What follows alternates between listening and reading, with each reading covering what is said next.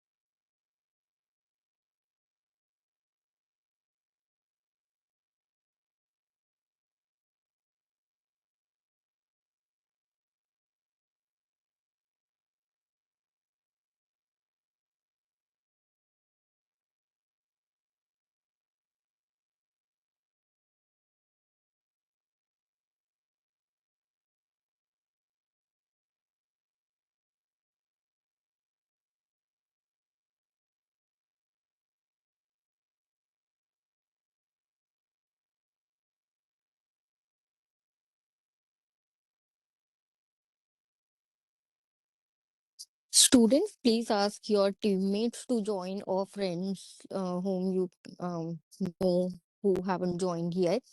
So you can ask them to join, please. And Mr. Gorel, I think we should session. It's been already 8 minutes delay. They can join in the meantime.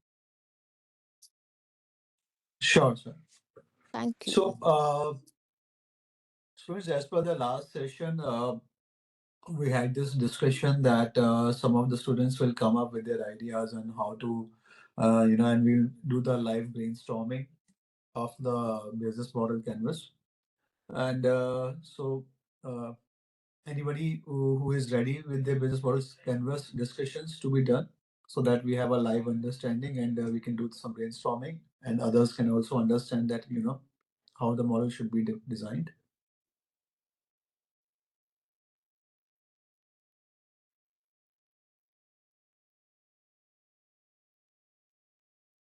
So anyone is ready with the business model canvas template for their own startup? Or maybe we can have a quick recap of the last session so that student can then they can ready be ready with that if that possible. Sure. So A there is also general a, quick, yeah, yeah, yeah. quick recap. So I'll just share my screen with the Just a second.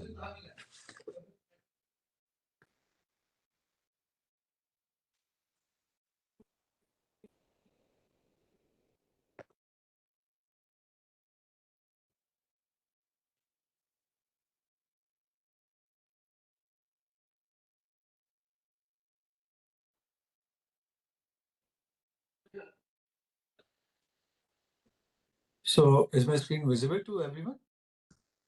Yes. So guys, we uh, have read how what are the different key 9 elements of the business model canvas, you know, and if we see how this is done. So on my screen, you can see how the business model canvas is there drawn, and this all area is something as I shared that works as a input, and this all area is something where we have to start with, including so you can extend take this as part of the your starting point. So this as the first and the value proposition as the second.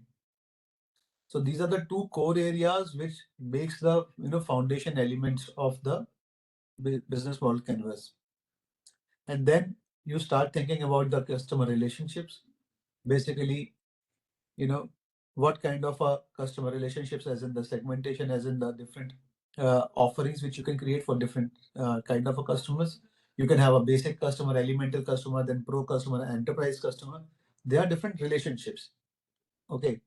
Then we studied what kind of a different channels are available. Channels are the ways to reach customer.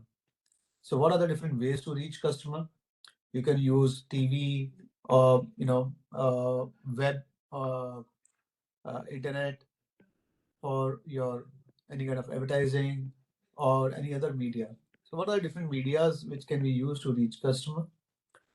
And it can be email, marketing, or different things. So channels are different ways to reach to customer and different ways which are required. Where you can even sometimes in terms of logistics is also part of it. Okay. Value propositions, as we have seen time and again, is something where value proposition means that you need to say what are the different USPs. What are the USPs? What are the unique selling points of your product or service? So you need to define that. Once this whole right side of the canvas is defined, and based on this right side, we start defining the left side of the canvas, which is we have to work out that okay, now once the propositions are there, the customer segmentation is there. Now you know that for each proposition or a group of proposition, you have to do certain activities. you know you probably have to develop a prototype or design the prototype. Maybe some vendor partnerships have to be done. So let's say if you have to build something out of using a specialized material, then you have to particularly tie up with a partner for that material. If you have to design a UX or something like that, maybe a prototype designing has to be done, then you will either you can do it in-house or you can partner with somebody else. So you need to particularly figure out, X number of activities to be done. And for X number of activities, some of them will be in-house, some of them will be outsourced. If the activities needs to be outsourced or any technology or anything needs to be outsourced, who will be my partner for that? Then to work on these activities, you will require resources. Resources can be technology, resources can be hardware, resources can be people, or even real estate in some cases. So, what are the resources required? Okay, you need to work on those resources. And when work on those resources, as in you need to write down, you need to understand, okay, I'll require one person to handle this, the logistics person, a sales representative, a marketing person, and just write it down all of that requirements. So similarly, this is something which is very, in a simplistic way, you need to jot down all of the requirements here. Once these resources are there, okay, so these two, the partnership, so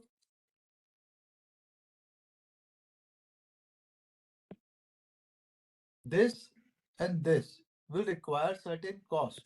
So cost structure is basically maybe resource one, the media planning planners or the human resource or the will be requiring this much a cost one, the cost two, cost three. We'll write down all the costs for these resources. In case if any partnership is also costing any value, you will write down that here. Okay. So that all of the costs 1 plus 2 plus 3 plus X will come to a certain cost which become your cost price. What is the cost price? Cost price is the actual price of the product which is costing to you, the cost which is coming to you, including the cost of marketing, including the cost of sales, everything. And the revenue stream. Revenue streams are based on the channels and the propositions and the relationships and the segmentation. So based on this all, you create certain revenue streams. So as we have checked earlier, and we'll go through once again, there are different revenue streams like ads in terms of like an app like Cred, which helps to pay the bills of your utilities. They run ads as one of the revenue stream. They have partnerships with banks and NBFCs through which they sell mutual funds, credit cards. Okay, uh, then they also sell a lot of fintech related stuff. So all of these are different streams for them. They have a tie with Flipkart. Okay, so they sell products as well. We're on discount using the coins. So these are the different streams which are available. Okay, for these are the revenue streams. And these revenue streams, today you probably start with one revenue stream. Tomorrow you can add one more, and one more. That will keep on happening as the business will evolve, the idea will evolve.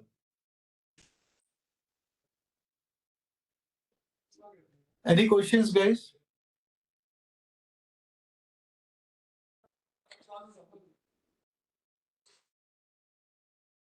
So if we have to divide this whole structure, you can see that on the center part comes our offerings. The right part is all about the customers, understanding your customer.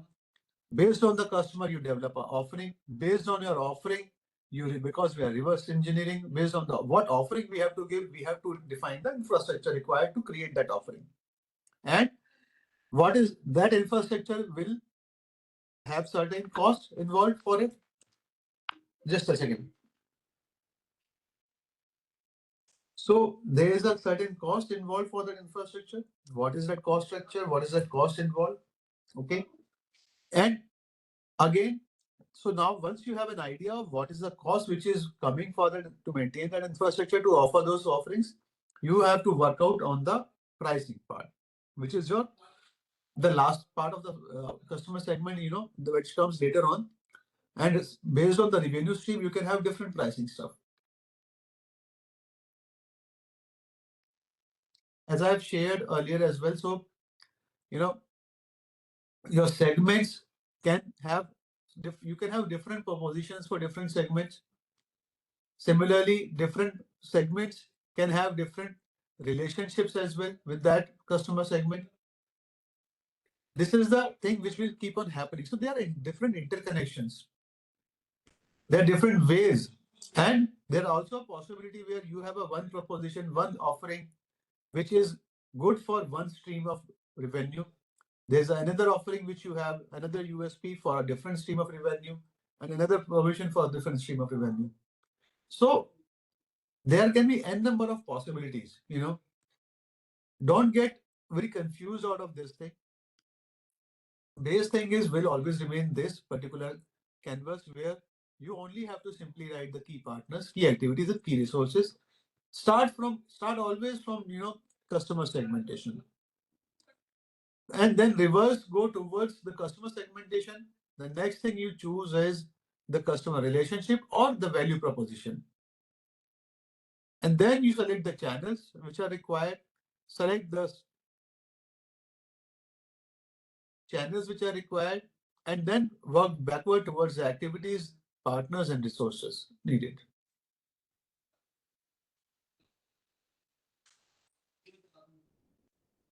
Any questions till now?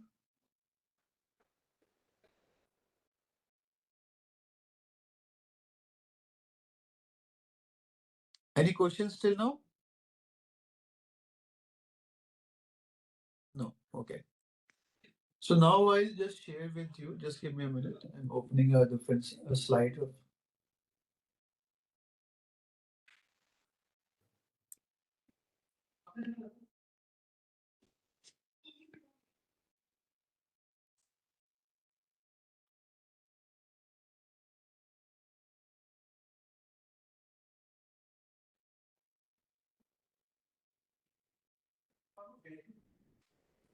Just a second. I'm just opening the slide. System is taking longer.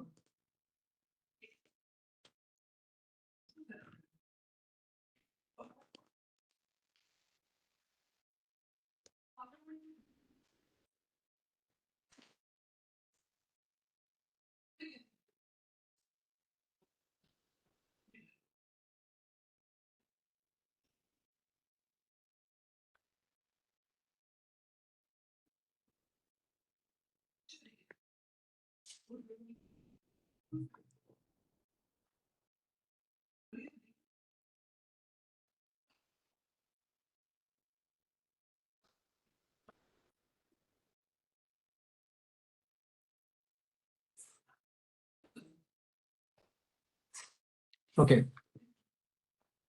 So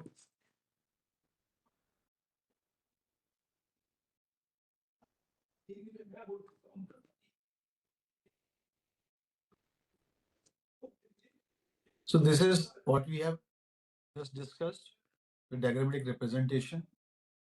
Why it is necessary? It gives us the focus, clarity, and speed. If we can easily set up the whole canvas within an hour or so. We don't need to work out on 40 different slides. And it gives you clarity, why to do, what to do, and what will come from which particular investment. There are 9 building blocks which are required in this, starting from the right side. So the customer segments, then value proposition, channels, customer relationships, and revenue streams. We always work in this, one by one, as per these. And then on the left side is your key resources based on these customer focus areas.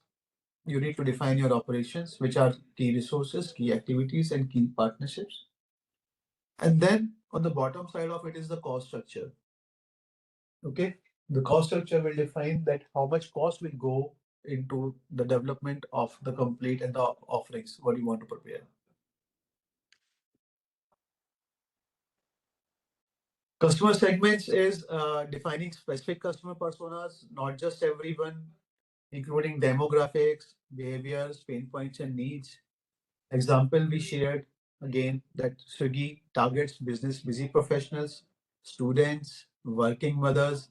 So they don't just say that, okay, my customer is urban customer. No, that's a wrong statement.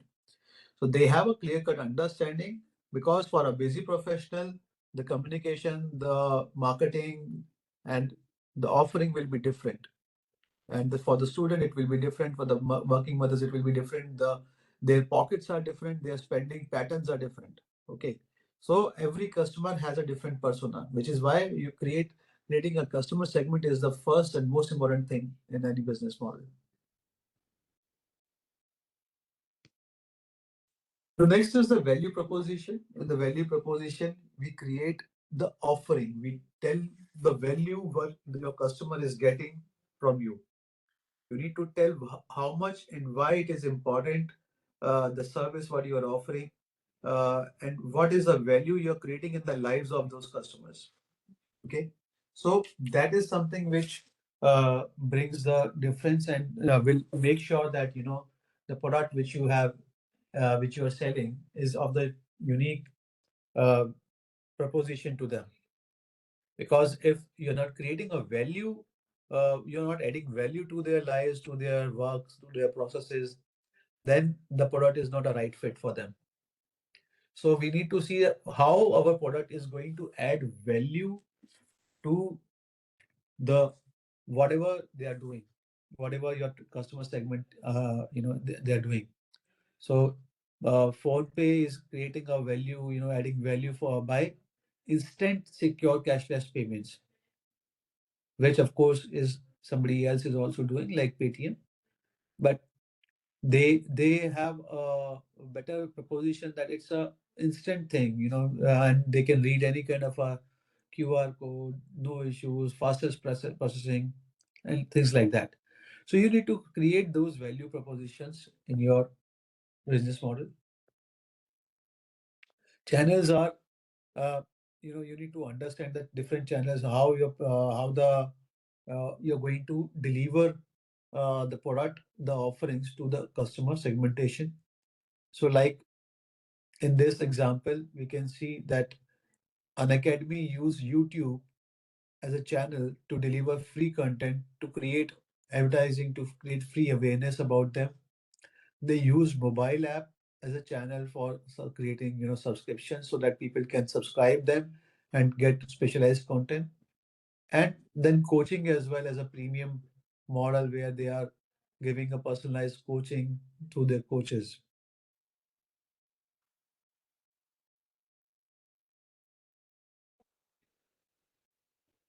Coming to the next element, the customer relationships. What is the customer relationship? Customer relationship is basically how you are going to, uh, the relationship of a company, your service with that customer. Basically, it covers the mostly it covers the post sales part, and once the product is sold, how that customer will be able to use your product, how they will be able to raise any issue with you. Will it be automated support? Will it be community driven support? Will it be, if it's a software, it can be community driven. It can be, there can be people on the call available. So one-on-one chat. So there are different types of relationships which you can maintain with your customer. Yeah, it can be like a one-off sales point that where you are just selling and then there is no further relationship. But that's not going to work out in a longer run, because then you are not creating a relationship where the customer will come back to you again and again. Also, something like subscriptions and all are also part of the relationships. Okay. And you should always assign certain value to the relationship so that uh, when you are selling, when you're creating a value proposition, when you're creating a USP, you can add that relationship, you can feature that relationship as something special, so that add more value to your value proposition. Like, five. So what is, if you see 5 years of warranty, is an example of it. 10 years of on-site warranty. So 10 years of on-site warranty, including parts and everything, is something which is a part of a customer relationship, and that becomes part of the value proposition as well. Okay.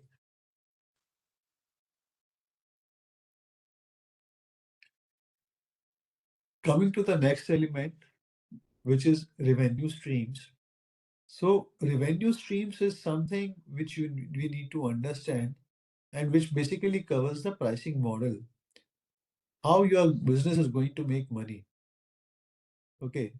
What all services, what all as a bundle, as a package you're going to sell, whether it will be subscriptions or commissions or freemium, or you'll charge certain license on or for it, or a transaction fees if it's only a one-time download product. So what exactly is a model of your revenue stream, what you're trying to sell? That is important to map out. Uh, how much will be the cost of it, and what should be the cost of it is something which will also require another element which we will see further, which is the costing. Now, but the revenue streams are basically is a listing down of the what will be my streams, what will be the different options which I can create for my customer. So you may have to sell 10 services, but which you can create and package into three parts, right? so that you can create a freemium model. One service is a free model. If you want to know more or use more of this service, you need to pay X amount. If you want to use another three more additions to it, you can offer that, and then the user has to pay Y X plus Y amount. So that is the different levels or different tiers of packages you can create, different streams of revenue you can create. Okay. And one of the example of this is like Swiggy, they earn commission from restaurants. Okay. Then they have subscription, which they sell to the customer side, and then they have an ad revenue.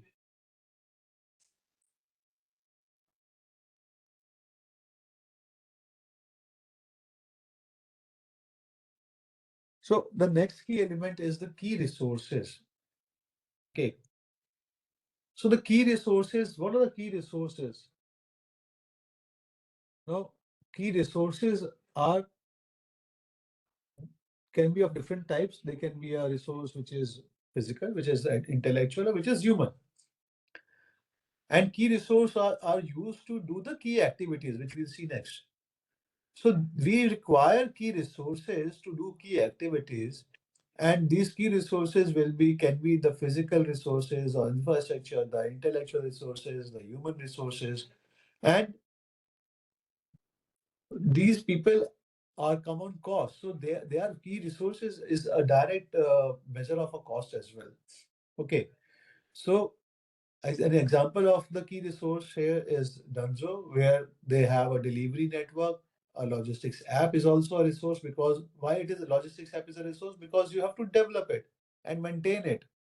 There people will be required for it. Okay. And then trust with customers. And why trust with customers is a resource? Because to create and to maintain that trust with customers, you need a support team. You need people who can give that support to the customers so that the customers can feel free and they can buy products and services without any problem that, okay, if tomorrow something wrong happens, I do have a team where I can go and talk to them. I'll get the service out of it. So the customers will earn that trust only when they will see that yes, there is a great support team available.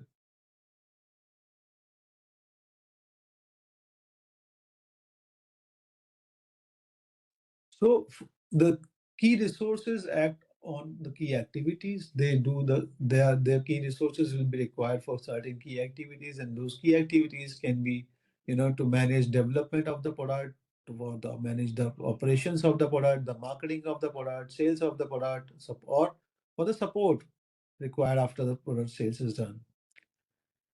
And this particular key activities, all of these activities are related with the value proposition directly. Why? Because the development, the operations, marketing, they directly create are contributing to a fantastic product ultimately. Like if your marketing is super and marketing and sales is like next level, then what will happen? You will see more reach and more conversions happening, ultimately increasing the revenue of the company. And why support is important? Because if support want with good, you can see that even marketing and sales cannot do their job. And if the operations will be a failure, then whatever marketing and sales people are converting, operations are failure, then the delivery will not happen of the product. So all of these departments, all of these different parts make the complete set of an activities, and they are directly related to the value proposition which you are basically the offering which you are selling in the market. And there's an example for the key activities like for credit, rewarding credit card bill payments is a key activity, gamification, partnership management. So these are the key activities which they have to do. Can anyone tell me that, for CRED out of these three, which of these key activity is part of the operations, marketing, sales, support? Any answers?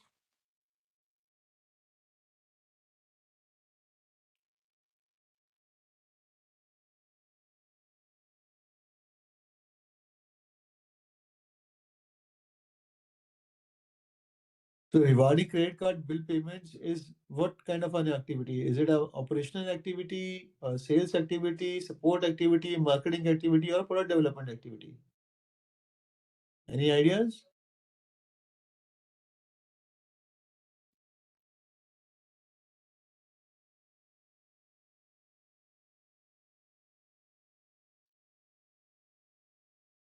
Hello? Yes, sir. I think,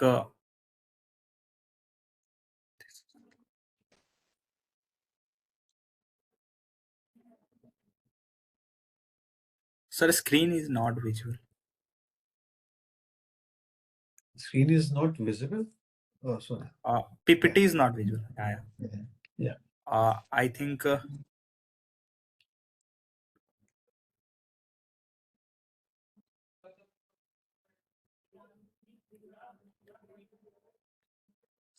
I think rewarding the credit card bill payments is a marketing activity.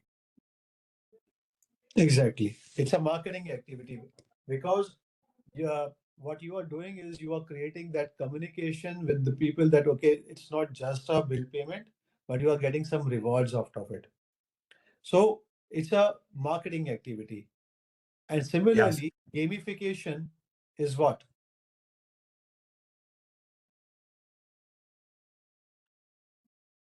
Any idea?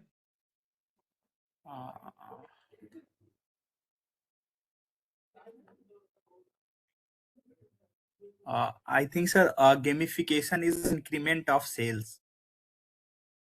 Yes, it's a partially marketing, partially sales, because what Yeah. they're doing is they're creating they are giving when they will do when basically if you play any games, what they do is they give you the coins and they give you certain products to choose from, which you can buy at discounts. So they are covering that from that. And partnership management is very simple. You can see that it's part of our operations. Yeah, yeah. Okay. So these are the key activities which you can, which everyone in a business has to manage.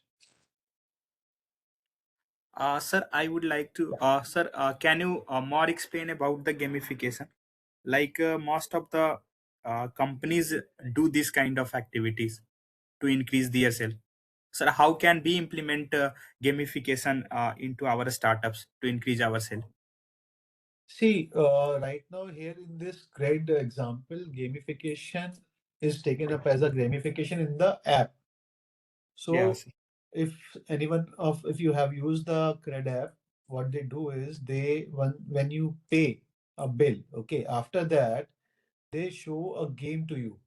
It's like a you know kind of a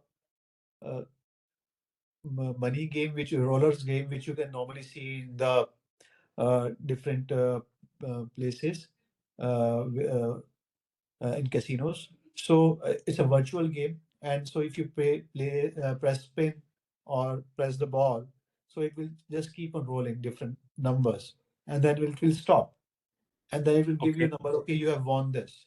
Okay, so Okay, sir. this kind of a gamification features are there in this particular app, and there are people who so what happens, we all have that thing in ourselves, okay, because now you can just spend four virtual coins and run that again and again, so you just keep on Hmm. pressing that because nothing is going on. Hmm. Are you getting it? So what they are doing, in each of that count, they are giving you either some more free coins or some discounts which are already there in the app. Okay. So they are not actually giving you anything, but they're trying to sell more through that gamification. So they show Yes. you, they can show you Bombay Shaving Company's, pack on a discounted note. However, you probably can get that discounted thing from somewhere else as well. But then they will show you that, okay, we are giving it to you on 70% discount. Collect it. Okay. So similar kind of a gamification you can find in Paytm as well. That scratching Yeah. of the cards. Yeah, In, yeah, right, sir. in Amazon also Google you will Pay. find a gamification. Sir, So GPay. yeah, everywhere. So that is something which which helps to engage better. So Okay. it helps the users to engage more and spend more time in the app. And Okay, sir. you can use any different models there. It depends, definitely depends on your kind of a model, what exactly you are doing, because gamification is something which is not possible in every kind of a situation, every kind of a startup. But if you are somebody is developing an app and they want to increase the engagement of users, some kind of a gamification can be involved there. Okay, sir.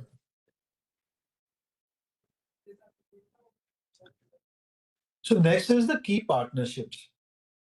And what are the key partnerships and why they are important? Because as I said, that partnerships are very important in case, like let's say you have to, uh, you need to deliver something, and if your delivery partner is not strong, okay, they are not. Let's say you started an e-commerce business and you have a website and everything is there, but you have somebody is buying a product from you and you have to deliver that product. But if the product delivery is not happening right, or if the product delivery is happening but the packaging is getting cracked and while the delivery is happening, or broken from somewhere, then it's a loss for the company. So in such situations, whenever we are doing any kind of partnerships, whether it is a partnership, so even when you are buying a gateway to collect payments, that is also a partnership, right? So in this particular example, that like phone pay has a banking partnerships, because they are not a bank in themselves. They have to do partnerships to process the payments and to transfer payments into different accounts. So they have that partnership with banks. And then they have PhonePe has a partnership with Flipkart, so that they can sell certain different products directly from Flipkart. And payment gateways. So they have partnership with different payment gateways, like other payment gateways like Paytm, like GPay and all. So there are different partnerships which are available. Okay. And you need to see that what types of partnerships are available in your business model, write them down, think about them, whether you and even a vendor, if you are buying something from somebody, that is also a partnership. Why? Because the quality, the cost, the consistency of that particular product matters. Aapko, if you're getting buying a product, today, and which is of a very good quality, let's say a raw material, and but that tomorrow that vendor relationship with you is not good, and they start selling more to somebody else, okay, then what will happen? You will get, you probably will start finding a different supplier, but you may not get a same raw material quality. So these are issues can happen if your vendor partnerships are not strong. You for making strong partnerships, what you can do, you can also look out for an option where you are binding your partners into certain agreement. Are you getting me? So we can have a written partnerships, written agreements, written NDAs with our vendors, with our partners of different kind. So write down all of the partners which who are required, so that that partnerships are also very integrated thing at sometimes. And partners should not be the many there are a lot of business who where we think that it's a business model where 80% of the business depends on partner. So it's a weak business model as per me. If I look from a investor perspective, if everything is what if 60 to 70% or even 50% is coming from a partner, okay, then your model becomes weaker. And partnerships should always be where something where you can substitute a partner. Okay, either the partnership has to be so strong on paper that there is no rescue out of it, or there should be substitutes available. Like for vendors, you have multiple vendors available for a particular product or raw material. Okay, so we should be very much open and clear about what kind of partnerships we are doing. Like PhonePe has done partnerships in banking terms. They have partners with HDFC, SBI, I say three banks. They could have gone with one bank, but sometimes one bank is down. You need another bank. Sometimes two banks are down.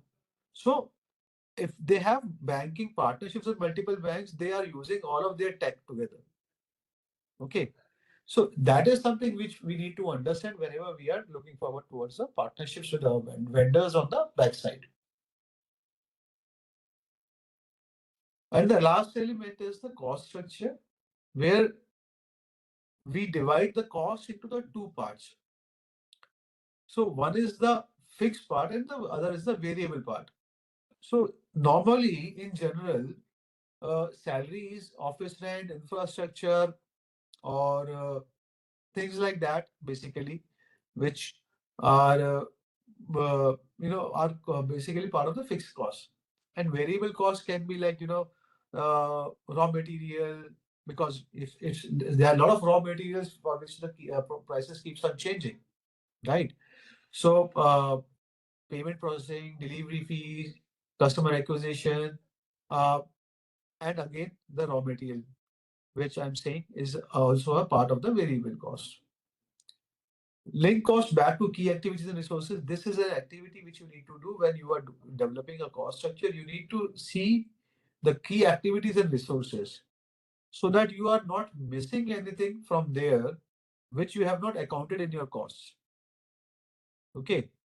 Key activities and resources should be clearly defined, and based on those key activities and resources, you should define the cost structure. And for example, if we see here, what we have is Swiggy, which delivers fleet. So there's a delivery fleet cost, there's a delivery fleet, the people and the vehicles and all, which are there. So there's a cost attached to that. Then there's a cost which restaurant commissions. Okay, so there are in certain cases Swiggy is paying to restaurants as well. Okay, so that commission cost is there. And then there's a marketing spend cost, which Swiggy has to pay. You know, advertising here on online or on in print in different channels and medias. So that's a marketing spend cost, which they have to pay. So again, guys, customer segments and value proposition is the core of your business. Customer channels, relationships, and revenue is something which is coming out of your delivery. Okay, whatever you deliver, and resources, activities, and partnerships is part of your infrastructure, which basically you based on some. So basically, resources, activities, and partnerships is the input based on which you create the core. Okay, and then of course the cost structure ties everything together. So cost structure is based on the resources, activities, and partnerships only.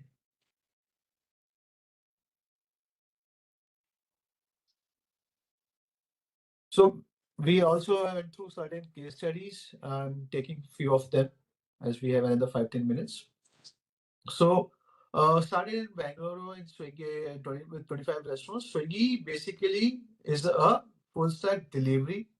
But if you see the current pivot of the Swiggy, Swiggy is mostly into uh, the hypermeta delivery model, which is Swiggy Instamart, where they deliver grocery, like Zepto, like other models like Blinkit.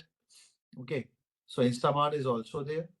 They have used their created that whole network. They've used their network for that hyper delivery model, and then they have access to cloud kitchens as well, and they have a hyper local model where for another level of delivery for different products, where some they take some time to deliver, but they deliver it within that timeline. So that's called, they call it a jail. So now these different services, these are the different streams of revenue, basically, which they could organize, and these different revenue streams keeps on changing depending upon the business model as and what the evolution comes in. So today you are starting with something like X, and tomorrow, as per the requirement, as per the business needs, as per the uh, environmental factors, as per the lot of factors which you see. So there is a need of understanding that you need to revisit this business model time to time. I'll just go to that requirement because, yeah. So, what are the pitfalls to avoid? Okay, this is important, that we should not be we should be avoiding certain pitfalls, so that when we are developing the business model canvas, we are not doing we are creating a valuable business model. So first is vague customer segments, as I shared that, saying everyone or all SMEs instead of specific personas is wrong. Weak value propositions, generic statements like great quality without specifics. तो value proposition के अंदर generic statements नहीं होने चाहिए. We should It should be with specific information, specific unique selling points. Missing numbers. Okay. Whenever you are doing this exercise, make sure the numbers are there and they are right and actual. If not actual, write numbers, use numbers which are realistic. Okay. Then overcomplicating. Do not overcomplicate. Do not think that, okay, you know, just keep it simple, focused, and not to exaggerate things that, okay, this can happen, then this can happen, then this will happen. No, let's be simple. Start from two, three points of offerings, and then build the whole BMC around it. When you have a better understanding on those core offerings, then start expanding. Okay. Ignoring cost structure is something which a lot of people think that, okay, yeah, we can this we will work out later on. But no, cost structure is something which is without which the business model itself does not exist. Okay, so you need to work out on the cost structure. You need to understand how much the whole proposition is costing. If you want to sell an apple for 100 rupees, you need to understand first that how much that apple is costing you. Okay, in your pocket, not just on the tree. So an apple may cost 5 rupees on the tree, but from the time of getting it harvested and coming polished and coming for all processed to you as a maybe a distributor or as a retailer, it it can become of a 75 or 65 rupees in cost. Then if you have to, you should know that what is your marketing cost, your operation cost, and blah blah blah.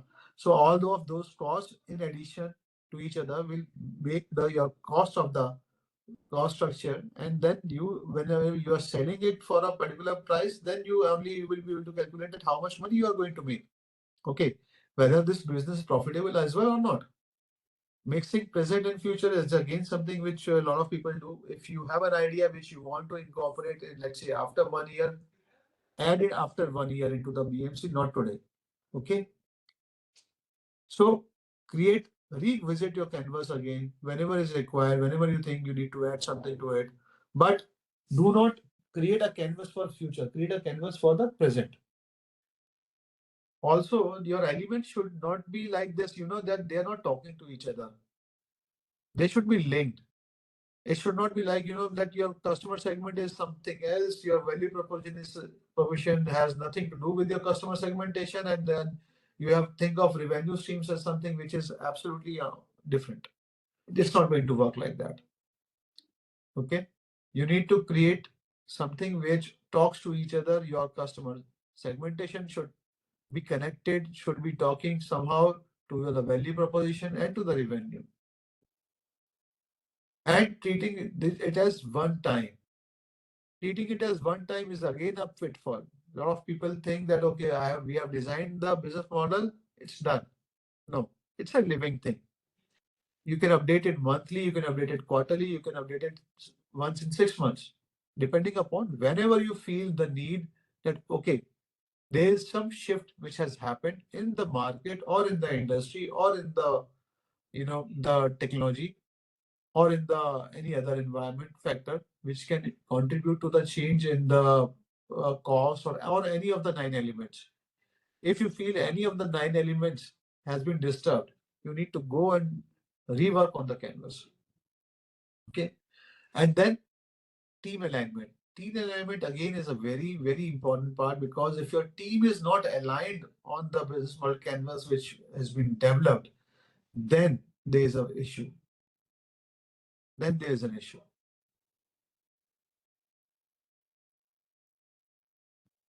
So these are the 9 pitfalls which we should avoid while the business model canvas is designed and developed.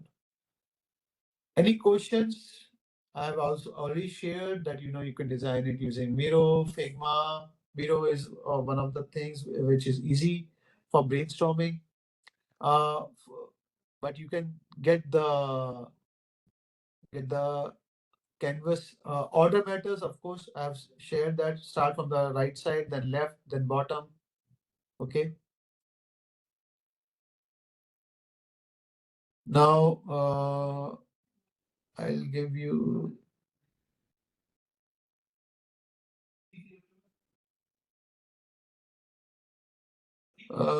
Okay, this again is a free resources which you can and you should study to if you want to develop a proper business model canvas. You can get different types of business model templates from the strategizer, official and PDFs as well. For online collaborations, if you want to do some design something online with your partners, with your co-founders, go to Miro. You can get some create a free account over there. Design templates you can use Figma as well. If you have a free account, student account, you can use Figma. Figma gives a free student account for a very low cost, I believe, and they are very good. They have a lot of AI features in them. And Alexander Cohen's guide is something again which I will recommend for you to study. Uh, the snapshot which I have used and shown is taken from the Alexander Cohen guide, and you can go and study that in detail. There's a case studies. You can search. You can find more case studies on different with different examples. Uh, just type on Google, or you can use Perplexity Research, or you can use Google Gemini to find out the Indian startup business models and case studies and their business model canvas. So I hope this session has been helpful for you guys. And for any questions, please let me know.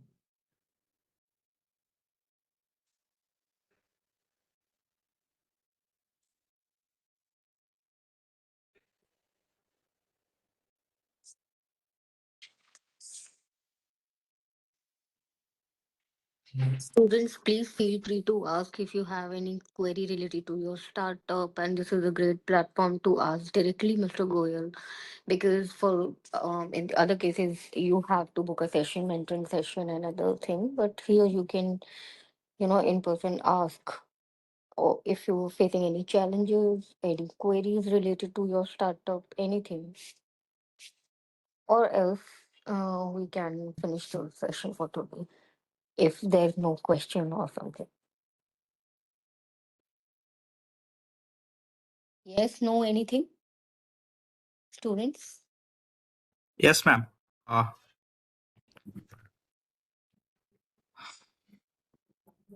Aniket, you have any question? Uh, no, ma'am. But I want to ask some question from sir. Uh-huh. Yeah, please, Please, Aniket, please go please. ahead. Please go ahead. Sir, currently I am working on a startup related to food and beverage sector. Mhm. Uh, I am working on the startup like I am working on a sugarcane juice industry. Like Mhm. sugarcane juice is a highly unorganized and unhygienic sector.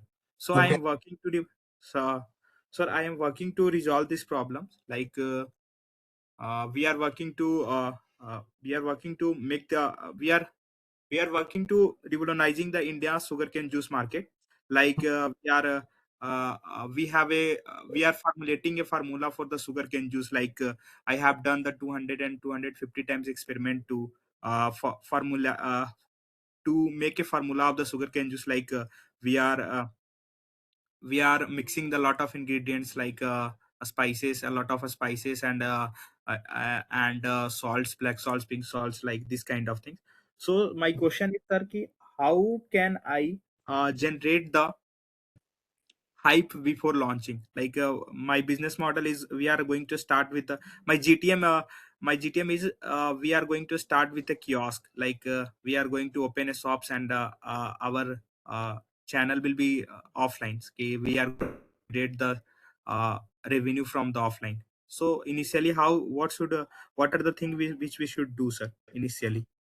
Like our on season is going to And be the and March. so just again, if you are going to develop a business model, first thing you Yeah. need to define what is your customer persona, Okay. who is going to buy a product. Okay. Because if you have not defined that yet, you cannot sell it properly. Okay. Okay. See, Yes, sir. uh, everything has a customer persona involved in any product, if you see. Okay. So what you can do is you can, for example, that in your case, you can think of a customer, you can create a customer segmentation where you talk about, people uh, who have certain kind of issues, or, you need to work out on what are the benefits of the product. Okay. Yes, And sir. these benefits are particularly related to this particular segment, okay, of your Okay, sir. customer. And Okay. what all other benefits are there as well for that segment. For example, you can say that, okay, school going students are one of your customer segmentation. Okay, Hmm. that is more important. Or you can say that, okay, people who are going to gym, they should be, more they fit in your more in your customer segmentation better. So that is Okay. something which you need to understand without creating a customer segmentation. For example, let's say you are selling a product which is more useful for people going to gym. Okay, Hmm. so putting up a chaos near the gyms can increase your sale. Okay, Yeah, sir. and then the marketing has to be from that perspective as well. Yeah. So, and again, it's not required that your product is only for going for a gym. It can be for students as well. But then your Yeah, sir. communication will change for that particular segmentation. Okay. Yeah. For students who may be available or going, but because if you are going to sell it as a packaged product, and then you cannot sell it probably. So you need to see what are the other channels as well, where I can make my Yes. product available and how I can make that product available. Okay. So all of these things matter, which is why the BMC has to be designed by you, first of all. Yeah, sir. You need to Sir. brainstorm, develop a BMC starting from the customer segmentation. Yeah, sir. Sir, I have done the market segmentation on the basis of geography and demography. Like I have done these two things on the basis of, like I have done my market segmentation on the basis of demography and geography. And behavior. Yes, sir. I have also done on the basis of behavioral also, So and have you connected? psychographic. Sir, So I what? haven't. I haven't done the market segmentation on the basis of psychographic. Yeah, but then you have to create the USPs for them, na? If for each segment, if you have created Okay. segments, whether you have Okay. done, see, analysis is one thing. Well, have you Okay. created segments? This is Uh, my segment one, this is my target one, this is my target two, this is my audience one, audience two, audience three. What is the okay. Okay. specific thing about this audience? Okay. What is the USP of my product which attracts this audience? What are the Okay, sir. USPs of my product which attracts audience two? What are the USP Okay, of sir. my product which attracts the audience three? Okay. Okay, so Okay, sir. that needs to be clearly defined, because Okay. when you are able to define the USPs for each of the audience groups, then you Okay. have a proper channel of understanding that, and then you will work on the channel side of it. What you are asking me, that how you will reach to them. You can start with Okay, sir. kiosk, you can reach online. That's a different thing. Okay, Yeah, yeah, right, sir. Right, that right, that will right. depend on Right. lot of areas, how much money you have for marketing, Okay, right, sir. That will define, sir. right? So you Yeah, need right, to sir. work on the marketing side of it as well. Okay. Okay, sir. Okay. You may start from one kiosk, you may target 30 gyms as well. Yeah. Right. Right. So Sir. that depends on lot of things. Okay, sir. That means, sir, everything is dependent upon, sir, how I have segmented the market. Everything is depending upon how you have segmented the market. How see, if you see, Coke is the same company, right? One single company, but how many products they have? Why do Which they company, sir? Coca-Cola? Yeah. Right. So they have hundreds of products in the same line of, beverages. Yeah. Right. Okay, and why they are different? The Fanta is different. They are different based on the different Different segmentation. target. Yeah. Yes, Different target audience. yes. Then that is the reason we still have fruity and slice today, because children love that. Yeah. Right, Okay. sir. Okay. Understood, sir. And Aniket, if still you have any queries or confusion, or you want to, discuss about your the startup particularly, so you can book a session with Mr. Goel separately, Okay. because he's in any available slot, and then you can discuss it in deeply, right? So he also can give you more time and more aligned to your startup, But ma'am, right? ma'am, session is not showing. Sir, session is not showing on the mentor say, on the portal. Like So I have maybe gone to for the. that particular day he haven't opened the session a slot. In case you want to book Okay. it, please let me know, or maybe I request Mr. Goel, please open a session and then you can have a discussion on this. Yeah. I want to more discussion with sir. You can, yeah. Yeah, Okay, no ma'am. problem. No problem. Okay, ma'am. Thank you. Thank you. Any other questions we have?